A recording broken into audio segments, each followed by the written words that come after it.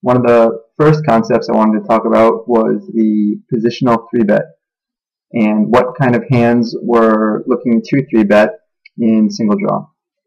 So I started off by listing a few hands that do well 3-betting, and one of the categories that I labeled for those are two-way hands, hands such as deuce 3, 5, 9, jack, 8, 5, 4, 3, 10, deuce 4, 7, 8, 9, and what I mean by two-way hands are that if we end up 3-betting and we get flat out of position, and the out of position player decides to just pat instead of 4-bet pre-flop or pre-draw, sorry, then we have the option of breaking our hand. So we can possibly draw if the original raiser pats and we feel like our hand isn't going to be good enough, or we can pat it if they end up drawing.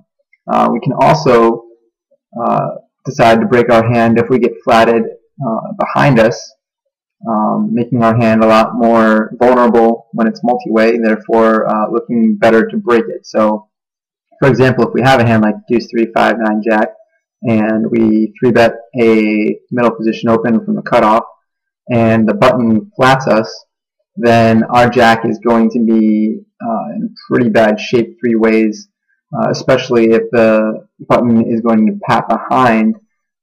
It's going to be often more than not a better hand than a jack.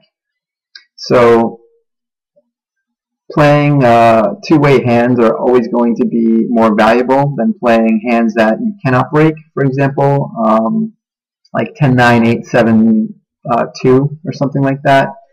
You don't really want to break a 10 to draw to a really weak 9. It's just if your 10's not good, there's going to be very few combinations that you're going to be beating with a rough 9 anyway.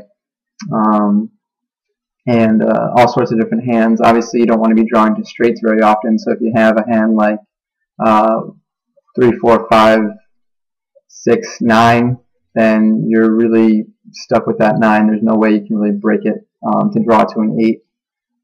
It's just the EV of breaking that hand is going to be very negative, on top of the fact that the hand difference from having a hand like that to an 8 is not going to be that much when thinking about certain ranges that you're ahead of. So playing against the 3-bet out of position, we'll cover this first. I think it's actually really tough if you have someone who's implementing a lot of 3-bets in their strategy.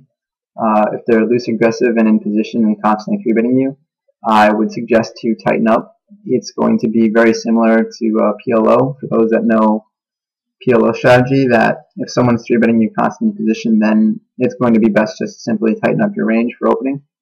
And it's no different in no limit single draw, just as position is insanely important in this game, as I covered in the first episode of No Limit Single Draw. And playing out of position, you want to be playing strong hands that can withstand 3-bets if someone's going to be 3-betting wide behind you. Now, if someone has a tight 3-betting range, then playing out of position, you can often raise fold some hands that you otherwise wouldn't raise fold to a loose 3-better, like 1 draws to a 10. You can just dump easily to a 3-bet. Some 9 draws if you don't think that you're drawing to the best possible 9. 8s and 7s are obviously still going to be hands that you want to be drawing to. If it becomes 3-way, or 4-way, it all really depends on what kind of hand you have. It's not even bad sometimes if someone 3-bets behind you and you have 2 callers and you got a big multi-way pot. If you have a hand like deuce 4, 7, 8, 9, it wouldn't even be that awful to sometimes drop the 8 and the 9, draw to a wheel. In that case, it's a little iffy because an 8-7 is pretty strong. But for example, like if you have 9, 10, 7, 4, 2, you wouldn't want to draw to the 9 in that instance. You'd probably want to draw 2. So there's lots of different opportunities to change up your hand if you have them. And if so, then you would be more inclined to call out of position if you feel comfortable knowing exactly what kind of range you're looking to beat and what you're going to do as a plan post-draw.